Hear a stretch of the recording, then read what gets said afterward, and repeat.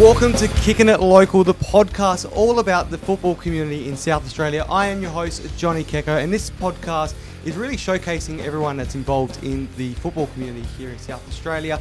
And this is a very special one because this week is Female Football Week, and I'm very excited to chat with today's guest. Been involved in the football community for 25 years as a referee, and also has spent 15 of those years with her involved in at a national level as a referee, coach and assessor. And I'm very excited to be joined by Michelle Smith. Thank you so much for joining me. Thank you for the invitation. This is quite the honour. Thank you. I'm looking forward to it. It's Female Football Week. It's a big week in Australia for the sport.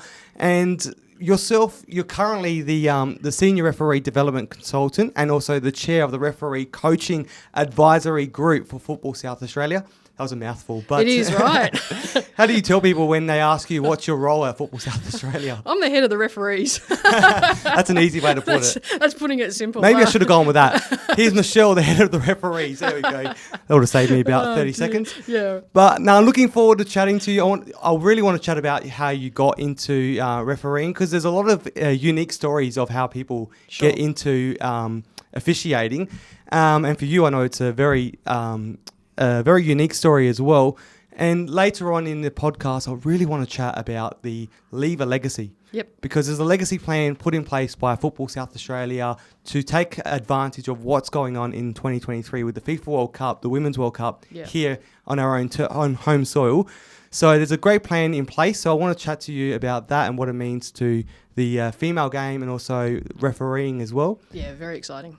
And later on as well, the pathway for the female referees. But first of all, what we're here for, Female Football Week. It is a great week in football. We're celebrating the women's game in this country. What's it mean for you to have a week of celebration like this? Yeah, it's such an exciting opportunity. We've got... Obviously, football itself has just grown exponentially in the last, in my time period. If I look at 25 years, and I just had the conversation the other day with someone about how the growth of the quality of football in that time with the referees and the players themselves, and women's hasn't developed exponentially like men's has. Yeah. So this week gives us an opportunity to showcase what's out there, what's available, what the opportunities are, and just give it that priority, especially leading into the Women's World Cup. What an opportunity, right? We're going to have the greatest female sporting event in the world right here, and games played right here in Adelaide. Let's celebrate it and give people the opportunity just to showcase it. Yeah. And have you seen the benefits of it so far from having this celebration week for female footballs? Look, it's definitely put it on the calendar for clubs and for us, Football SA as well. It's on the calendar. It means that we can schedule things in specifically and go, no, that's happening this week. Yeah, and that's certainly the approach we've taken with the referees. We're in it now. It's the week of Female Football Week, and how relevant is this to the referees? Yeah, great. So we've got a couple of programs happening this week. We are going to have our coaching this week is going to be run by a female. Yep. And some of the topics are going to be about what's it like to referee female football as opposed to refereeing men's football, because it is different. Right? Yep. It is different. Very big exciting news this week also is that that person who's doing the coaching, Isabella Baez, she has been accepted into the AFC Academy program. Oh, wow. So she's going all steam ahead in her refereeing career. It's going to open up amazing opportunities, 3 years training in AFC with the Referee Academy program. That's incredible. And that opportunity has come from from what the resources that Football South Australia has, and she's gone through that system and now has been offered this great opportunity. Absolutely. Yep, grassroots. Started playing here in South Australia, started refereeing here in South Australia, has moved on to the Women's League as an assistant referee, developed further into a referee, and now heading off to AFC. Based here still, but we'll be spending some time over in AFC. That's great. And that's a great example of Female Football Week and highlighting people like that, because young girls coming through that play football or are looking to get into refereeing, they see someone like that and just really show them amazing role model. Yeah, it's fantastic. And that's the whole thing about this week, and I absolutely love it as a football fan. What other initiatives are there for aspiring referees in female football week? Yeah, look, we're also looking at launching our female mentorship program. So that's a new initiative that's starting up this year. So we're launching that as well. We haven't locked in yet, but probably we're looking at trying to run a female-only referees course as well. Oh, beautiful. That's fantastic. And we're talking about how we can get other people into the game, but now let's talk about you. You came into as a referee a little bit after your first experience in football. Yeah. You started off as a goalkeeper. Yes. Tell me a little bit about what got you into playing football. Interesting story, actually. You'll pick up through this. I like a challenge. Yeah. So I am from Queensland originally. Yep. And big rugby union, rugby league state. Nice. And followed those sports passionately. Had a friend who is of English heritage, and her dad wanted to start up a football team. And I said, I don't want to play that stupid game. And they went back to me with, well, that's just because you don't know how to play. Yep. So I went out and discovered very, very quickly how incredibly technical and how incredibly difficult it is to play. Yep. So ended up in goals. Probably a bit of my rugby background came into play there because I was like, no fear. Look, I remember my very first save. I literally was the classic double back pedaling and leaping and tipping the ball over the bar. From that moment, I was absolutely hooked. That was it, hooked. That's incredible. And that feeling of football, a lot of people get that feeling of once they start, they just absolutely fall in love with it. Yeah. And I can see the way you talk about your experience and also the way you talk about being involved in the game, you just light up. So for me, I know you said it's technical. I know how technical it is. That's why I don't play, because I'm terrible. I'm terrible at it. So it's a hard one to get into. But the other thing is you started as a goalkeeper. Yeah. But we know referees they're known to have a hard time on the pitch because it's not an easy job. You got to make big calls, and sometimes they may be the right call, but half the crowd don't agree with you, and half the players don't. You know this from a personal experience because that's what led you into becoming a referee. Yeah. As you kind of gave one a hard time as a goalkeeper. Absolutely. Actually, it was after I was coaching as well. Yep. Yeah. So during my coaching, short coaching career, I gave a referee a really hard time, and I just, as you can imagine, gave him a hard time. The referee very, very politely came over to me at the end of the match and said, hey, I reckon you should come along to the next Laws of the Game course because at the moment you're making a fool of yourself. Which he did it in a really polite manner and didn't belittle me or anything like that. He just came over and had this conversation. And I went, fair call. So I literally did. And he was a guy who ran the course. And 12 months later, I was on the National League as a referee. Wow. Yeah. That's accelerated program. Yeah, absolutely accelerated program. We're going back 25 years. There was a lot of opportunities. There's still opportunities now. However, I'd had that playing knowledge. I did know the laws pretty quickly. Yep. And I just took to it like a duck to water. So within that end of that 12 months later, I was given an opportunity as an assistant referee on a National League game. Yep. And that was it. I was absolutely there's obviously no turning back. That's incredible. And did your eyes did it make you realise when you were in there what the actions that you made on the pitch towards the referee? What was that feeling that you had once you heard what the teacher had to teach you about absolutely. refereeing? Look, I think the referees are a really easy scapegoat for everybody's frustration, and that's not okay. Yep. And we have this level of acceptance, which is not okay. We just need to, people get frustrated, and I coach our referees now. Someone will get frustrated and they'll go, "Come on, ref," or whatever. But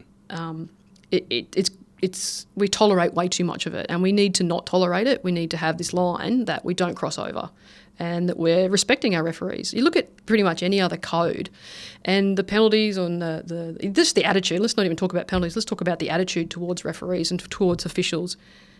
They're respected. Yeah. And unfortunately in football, not unfortunately, but we've got an incredible culture in football going back a very long time. the unfortunate part is a lot of that has been accepted, yelling, abusing of referees. And it's not the greatest thing, but if it wasn't for you doing that, you probably wouldn't have led on to this 25 years of refereeing. 100%. And you're not the only one that I've noticed, because I heard a story about a current A-League men's referee. He abused a referee during his school football days, and his teacher told him, you need to learn not to do that, become a referee the next game. And now he's a full-time referee in the A-League men. So is this a great approach to something like that when a player does act out a bit to a referee? Yeah, absolutely. I think there's a huge education process available right there.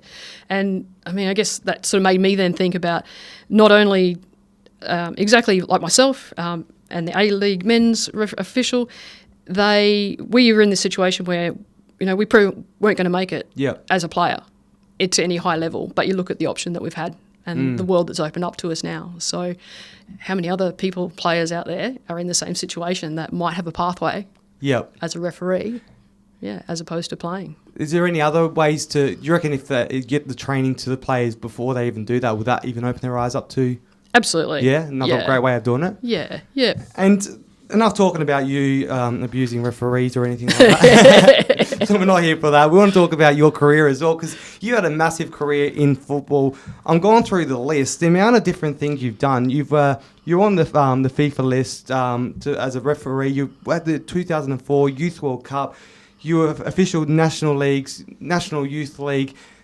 I can't believe how much you've been through. And then now you're still a coach. You're an assessor as well, and doing all these different things in football. What was your highlight of that whole career so far that you've had, or especially as a referee? Yeah, sure. Interesting. Two things pop into mind. In terms of refereeing, probably one of the things that I'm the most proud of is being the first female to officiate in the National Youth League, the men's competition. And the grand final for the National Youth League. So that was I'm still proud of that one. You were the first female referee for the grand final. Yeah. That's a big achievement to have that. And now you pretty much opened the doors for others to do things like that. I've seen a lot more coming into the A-League men than we used to see. Absolutely. It's great to see. And is that something you're proud of? Like, you're very proud of? Oh, absolutely. Yeah, I'm very proud of that. I'm proud of the opportunities that it has opened up. Yep. I'm proud of the girls who are up there now and representing females in football, not just female football, but in football. Yeah. So. And that whole career of going overseas, how did that all come about? Because you're from you're in South Australia now, but how did you be able to get that career and build it to where it got to that high level? A lot of hard work. Yep. Yeah. Look, I guess it comes down to what's the qualities of an elite level referee, and I think it's a lot of hard work. Not only physically, obviously you have to be super fit. So there's a level of fitness testing that's always been around for referees. So it is elite level fitness. Also, obviously you got to know the laws, all those sorts of things. We also need to then be able to make decisions. Right? It's not just knowing the laws, it's being able to make those decisions. So it comes back to a lot of your personality traits as well. And under pressure. It takes two things that I promote to a lot of referees is having courage to make the decision and having the inner strength to be able to make that decision as well. Yeah. And your pinnacle of your career, you mentioned off air, was the Under-20 Women's World Cup. Yes. What was that experience being on that world stage? Because you did the national stage, but what was the difference between that and being on that world stage as a referee, assistant referee? Yeah, outstanding. Obviously something that I'll never forget. Yeah. It was also the 200th year, or I might need to edit that, 100th year of FIFA, 200th year of FIFA. We'll have to check that, sorry. Yep. Making it to the Women's World Cup Youth World Cup was amazing, fantastic opportunity. 6 weeks away from home, which was, in an intense camp environment for that whole time, meeting the best players in the world, just a bit surreal, to be honest. Yeah. Well, you must be really looking forward to the World Cup coming to our soil now. I am so excited. 2023, we're going to have the Women's World Cup here, the FIFA Women's World Cup. It's a huge achievement, and I'm very much looking forward to that. And there's a lot of things happening around that time and in the lead up to it as well. So I want to talk a little bit later on. I want to talk about the Leave a Legacy and the legacy plan that Football South Australia is putting in place, because they've got 3 pillars in place, and I want to talk about and get your opinion on what it means to the game. And the 3 pillars are unlocking infrastructure, grow participation, and increase leadership. So I want to talk about all that, because you're in a leadership role now as a referee. You're the senior referee development consultant. What does that role entail? What do you have to do in that role? Yeah, okay. It definitely is a leadership role, and it's I'm about having a team around me. So I've got a great team of people, and I just sort of do my best to coordinate everybody so that it's not all falling on one person. Yeah. What it entails is I've had development meetings with any referee who's wanted, any of our senior referees. So Angus McDonald looks after our development side of things. For any of our senior referees, they've been invited to come and have a development meeting with me. So I've sat and had 45 development meetings now with referees, and planning a path for that specific referee. You can't just have a blanket approach across everybody. Yep. Then it's setting up some good coaching sessions that we have, technical feedback. We have set up a new system of assessing and coaching. We don't like the word assessing because we want to coach. Yep. The only time we call it assessing is time when we're going out to assess somebody for an upgrade. Okay. Yeah, so there's different levels for refereeing. Obviously, they start in grassroots, then they level 4, level 3, level 2, level 1. Working with a really strong team around me, delivering some really quality specific coaching as well for the referees. We get all the videos for all the NPL matches, all the State League 1 matches, and all the WNPL matches. We clip those up for any key match incidents, we call them, yep. As well as and goals and things like that. And we have a look at those video clips, we give them some coaching on that, and we send the clips and the coaching out to all the referees. Yeah, what do you do in the case of if there's something in the game that wasn't what you see that wasn't the right call, and it was a game changer call? What do you guys do? What's the process that comes in with that? Yeah, absolutely. Generally, we'll find out pretty quick. Yep. Everyone's pretty keen to let us know straight away. Just go on Twitter, you'll see everything. I try and avoid the social media for that exact reason. As soon as we find out something, and 99% of the time it actually comes from the referee. They're like, hey, I think this happened. I think I might have got this wrong. So, which is part of the referee culture that we've really been working on developing, and just having this place of ownership and openness. So we will have a look at that clip. I will go, if there was a match day assessor or coach on that match, I will go to them and I'll ask them what they saw, and then I'll go to the referee, find out what they saw, and then we'll just break it down and go, okay, well, this might not have been right, so how can we make sure we do get it right next time? Yep. So it's looking at it from an analytical point of view, looking at their positioning, what were they thinking, what was the build up to it, all those sorts of things. Yep. So there is, with those decisions, unfortunately, there's a lot of frustration from fans and players as well. But it's not so because we don't see what happens in the background in the process. There is a sense of ownership of those decisions that are made on the field. Absolutely, yeah. Look, and it's probably one of the things locally that I'm the most proud of. Again, working with my team, the change in referees going, and like we had a coaching session. We have it every second Wednesday, sorry. And the last one we had, we popped a clip up, and then we come together as a coaching group. So we'll do that individually, but then once a fortnight we come together and we pop the video up, and a referee goes, oh, yeah, no, I'd got that completely wrong. And so they're in that environment now where they can just go, yeah, I made a mistake. Yeah. But this is why, and this is how we can fix it. So it is hard. There's not a single referee that goes out there to have a bad game or make bad calls. Same as players, sometimes you have a shocker. Yep. Well, we're human. I can guarantee that there's not a single referee out there who goes out there to have a bad day. Sometimes it happens. And it's people got to realise that it's not their fault. They're doing their job, and it's easy.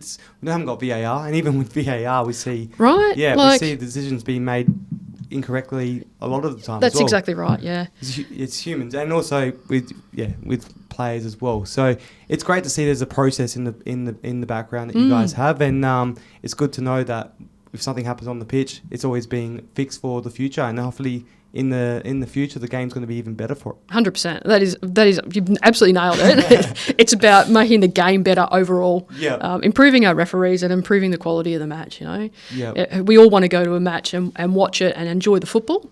And not be hung up on this decision or that decision or, that bad pass or, whatever the case may be. And you wouldn't notice, but I was down at one of the games on the weekend and I happened to see you in the crowd watching the game and assessing with a whole group of other referees. It looked like a very happy environment between, it's like almost like watching players from another club sitting together and watching a game. Is that what the environment's like? Almost like another team? Yeah, it 100% is. And look, you've actually just given me goosies saying that because I think that's really, really special to me. Yeah. And it comes back to the culture and the environment that we're trying to produce. And we've got a bunch of people who've just got on board, and we're a big family. Yep. It might sound corny, but it really is. We all look out for each other, and those opportunities, just sitting and watching a game with a bunch of other referees, shows that they're keen to learn. Yep. Gives me and other coaches the opportunity just to talk to them through live experiences. There's no pulling the referee apart.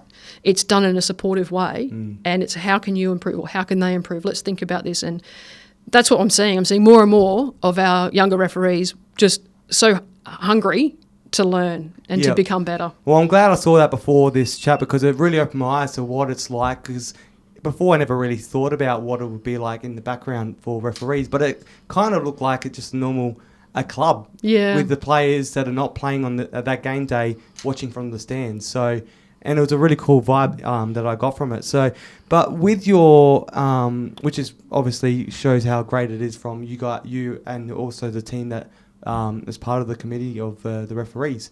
But what's the difference between your role as senior referee development consultant and also being on the chair of the referee coaching advisory group? Okay, yeah. So we call it the RefCo, just the referees committee. Yep. That's an easy one to say instead of all those other words. Oh, that was a mouthful. Absolutely. So as the ref committee, RefCo, we look at a lot of the strategic things. It's not particularly hands-on. That some people involved in the RefCo are not referees. Yep. Actually, a few people in there aren't actually referees. They're involved with football. And it's our guiding committee. So the big topic for us at the moment, and the thing that we're working on, is the legacy program.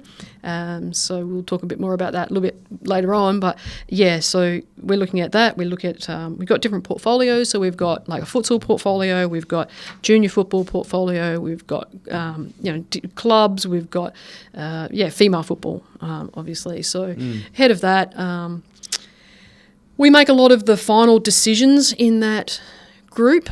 So we'll take. So I know it sounds a little bit tricky, but as my role as the coach, I'll take the recommendations from the coaching group to the referee committee and say, okay, here's our evidence. Yep.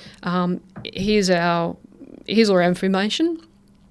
These are my recommendations to you guys to set the panels for the referees, things like that. But I need to be able to present that to that group, and they have the final say to say, yep, we're happy with that, go ahead.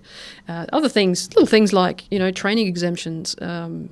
We do have requirements for the different levels, so there might be training exemptions, there might be other things like conflicts of interest, which is probably something else that people don't think about. We definitely take a lot of that. We take a lot of time to look at associations between the referees, whether they've played or whether they do play, or the managers or their brother or their sister or whatever might play or manage or whatever the case may be.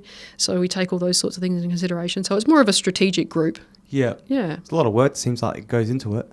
There is. I agree. But how do you manage to fill it all in? Because you got that role in the committee, you've got your other role as the development consultant, but then you've also got a full-time job on top of that as well. It's just, that's incredible. Yeah. How do you fit it all in? I'm not really sure. And then you managed to come and do this interview with me as well. It's somewhere in between that as well. Yeah. Well, I guess I'm just a fairly driven person, I think, and pretty good time management. Yeah, it's busy. It's busy. Yeah, definitely. I want to talk about the legacy plan, but before I get to that, there's one other thing. I was looking through your bio, and it really intrigued me that I want to talk about. That you're also an elite level power lifter. That is true. When was this? The early days, or are you still? No, more recently. Recently. Yeah. So for a few years, I didn't have such a heavy involvement in football, and needing to be a person who's always challenged. Yep. I was actually another funny story. I'll tell you another funny story. I actually was at the gym one day and just doing my thing, and the gym owner came over and he said, "Hey, you know you're strong." And I went, "Oh, am I?" He said, "Yeah, you are." He said, "Why don't you go in a powerlifting competition?" I'm like, "What's powerlifting?" And so he taught me what powerlifting was, went and did a competition and won. So I got a powerlifting coach. He was actually a bodybuilding coach, so I got a powerlifting coach and went to a national competition and won that in my first comp as well. And wow. Set 4 world records on that particular day. World records. So you not only set a great thing in the International Youth League as the first female referee, but you're also setting records in a different sport altogether. Yeah, it's incredible. Yeah. See, I struggled to bring all my gear up the stairs here at Football South Australia, and you're managing to lift all that. I don't know how you do it, but that's a great. I love those stories, because we always talk about people in the game, but there's a lot of other great stories outside of it as well, and you're just another one that I love. But I want to talk about the legacy plan now, because it's huge. You were a part of the Under-20 World Cup, Women's World Cup. Now we've got the actual FIFA Women's World Cup coming to our home soil. And one of the best things about this, which I've fallen in love with already, is the brand new home of football. Hey, how good is this? Football. And I forgot to mention, we're recording this right here at the new home. And it's great to have this facility now for the whole game in this state.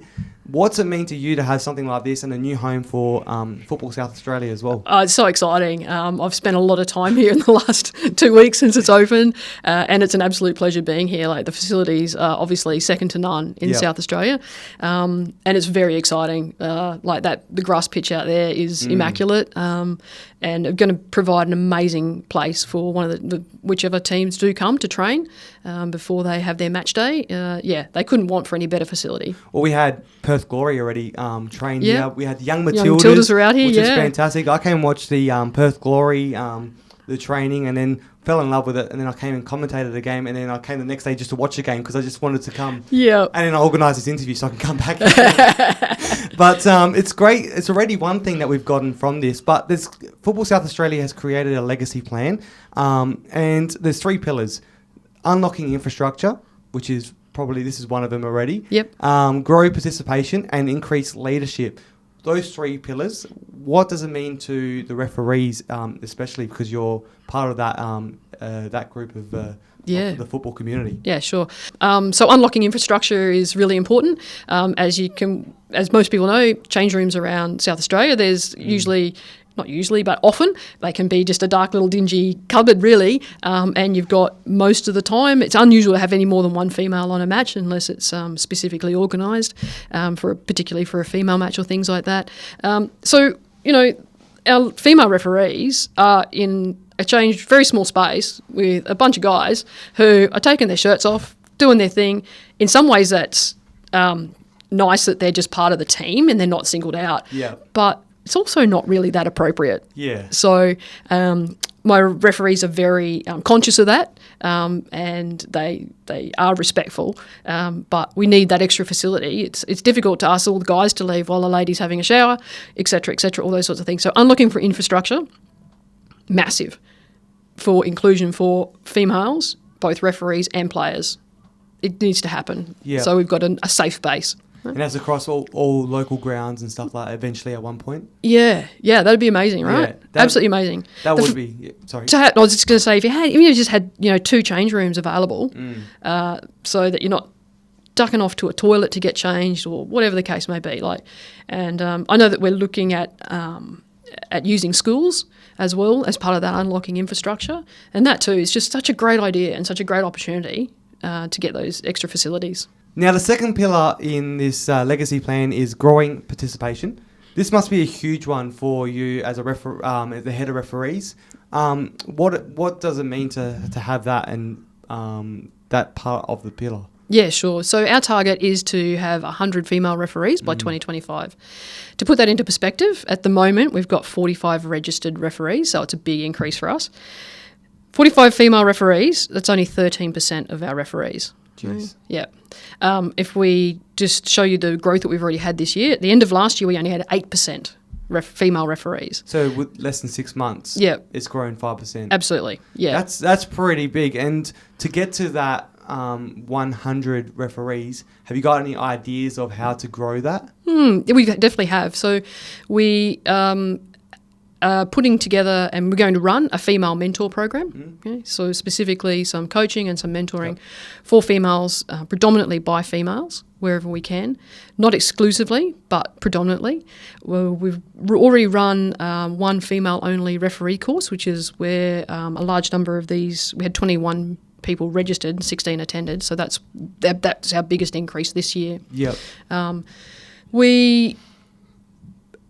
By creating this environment of inclusiveness, inclusive environment, because we've created an inclusive environment.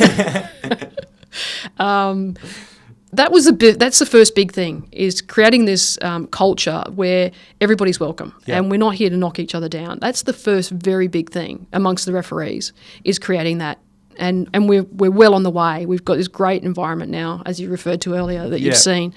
So that should make it really, because females in general, they need that. They need a little bit more love. We're a little bit different. We need a little bit more love. We need to be treated a little bit more tenderly and to be supported. The females need to be taught in a slightly different manner. You can't sort of go in and say, oh, you did this, this, this, and this. You need to go, hey, just take a little bit more of a different approach. Yep. So creating that environment was the number one thing, and we're well on the way with that. Now we've got to do the recruiting and the retaining of those. And then the third pillar is increasing leadership. Yeah. So what's that involve, and does that committee that you're a part of now, is that a big part of it as well? Yeah, absolutely is. Absolutely is. So I think it's fair to say I'm leading by example in leadership. It's really nice, and I'll try and take a step back and look in, but I'm looking at my position that it's the first time that we've had a female in this position as well.